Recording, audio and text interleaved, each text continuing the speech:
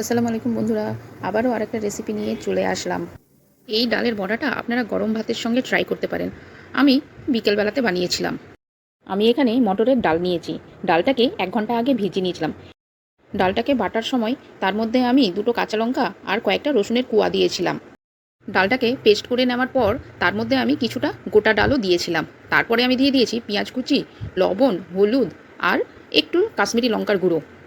এরপর এটাকে হাত দিয়ে ভালোভাবে মিক্স করে নিয়েছি। তারপর একটা ফ্রাই প্যানে হালকা তেল গরম করে ডালগুলোকে স্যালো ফ্রাই করে নেব। এরপর ডালের বড়াগুলোকে উল্টে পাল্টে আমি হালকা হালকা ফ্রাই করে নিলাম। এই একটা পদ্ধতিতে আপনাদেরকে আমি ডালের বড়া করে দেখালাম। আমি আরেকটা প্রসেস আপনাদেরকে দেখাচ্ছি।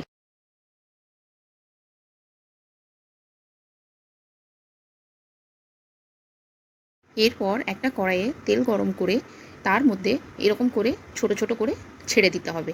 দেখবেন এটা আরও বেশি ক্রিস্পি হবে।